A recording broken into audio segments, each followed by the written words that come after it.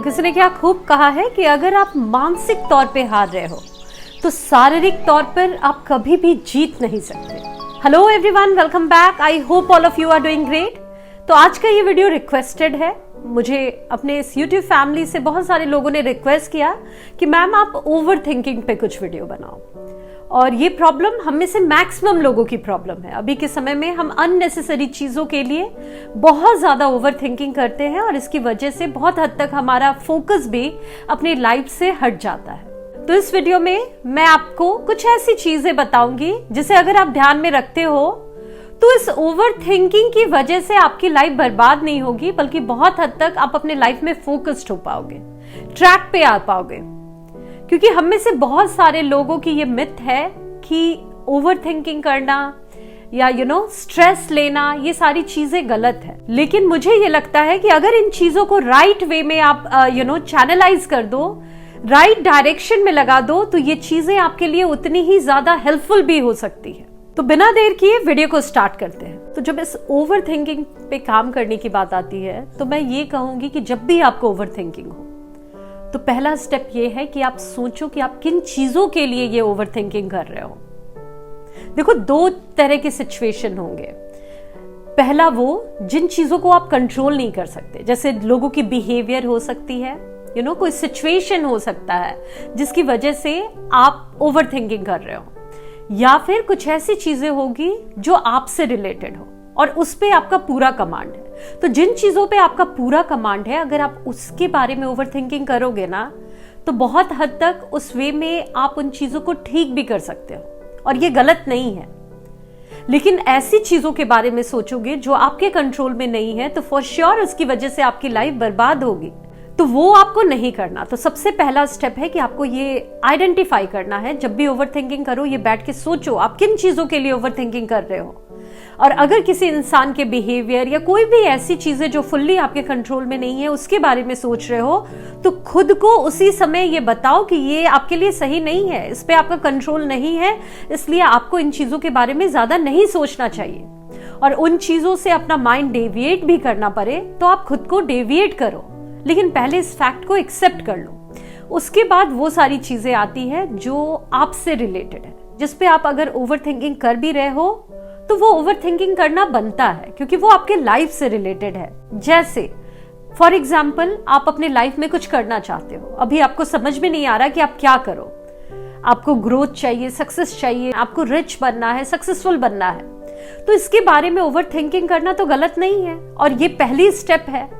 अगर आप किसी भी चीजों में सक्सेसफुल होना चाहते हो तो पहला स्टेप तो यही होता है कि आप उस चीजों के बारे में डीपली सोचो कि क्या उसके एडवांटेजेस है, क्या डिसएडवांटेजेस है, कैसे आप उसे ठीक कर सकते हो।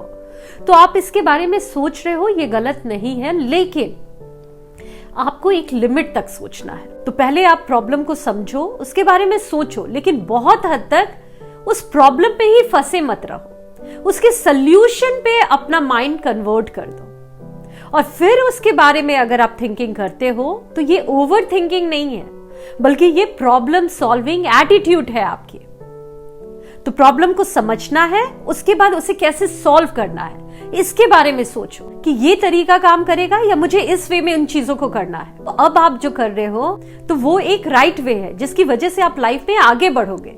लेकिन पहले जिस चीजों के लिए आप सोच रहे थे, अननेसेसरी चीजों के लिए, उसकी वजह से आप अपनी लाइफ को बस खराब कर रहे थे।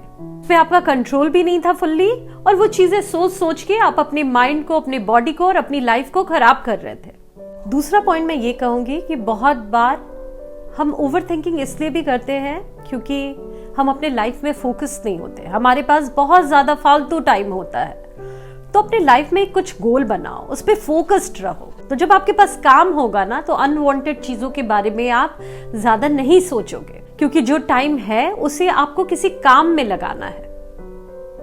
तो अपने लाइफ का कुछ गोल बनाओ। जो भी आपकी एज है, सबके लिए अलग हो सकती है, सबकी प्रायोरिटी गोल्स अलग हो सकते हैं, लेकिन अपने आप को बिजी रखने की कोशिश करो। अपना एक रूटीन बनाओ और उस काम को उस टाइम पे करते हो तो उस वे में आप बिजी रहते हो और सही चीजों में अपना माइंड लगाते हो।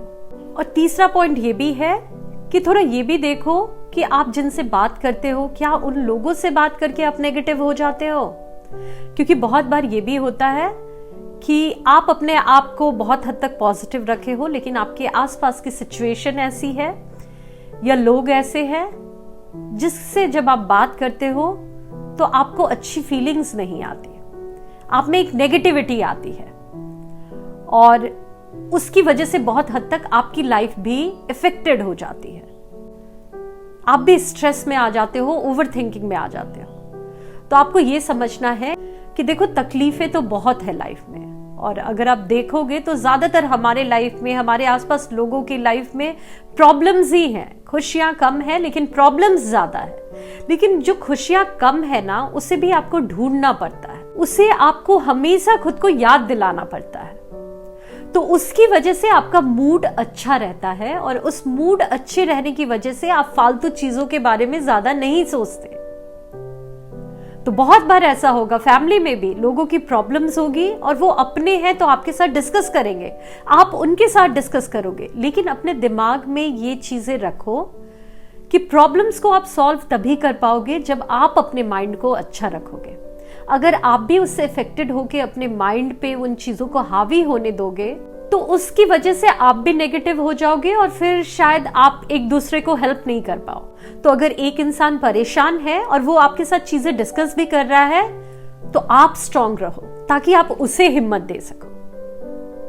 ये नहीं कि उनके प्रॉब्लम को सुनकर आप भी दुखी हो गए और सारे उस ओवरथिंकिंग के जाल में फंस गए। अपने आप को इतना स्ट्रांग बनाओ कि अपने अंदर अंडरस्टैंडिंग रखो कि ये प्रॉब्लम है और इस सिचुएशन में शायद उस इंसान का दिमाग काम नहीं कर रहा, लेकिन मुझे स्ट्रांग रहना है। ये सारी चीजें हमारे दिमाग की ही खेल है। अगर आप ये सोच लोगे ना कि आपको स्ट्रांग रहना है, आपको ये नहीं सोचना और ये रिमाइंड करते रहोगे, तो बहुत हद तक आपकी माइंड भी इसी वे में चैनलाइज हो जाती है। तो यही सारी चीजें थी जिसे आप ध्यान में रखकर बहुत हद तक अपने इस ओवर थिंकिंग को कम कर सकते हो और अपने लाइफ में फोकस्ड रहकर आगे बढ़ सकते हो। थैंक यू सो मच अपना कीमती समय देने के लिए।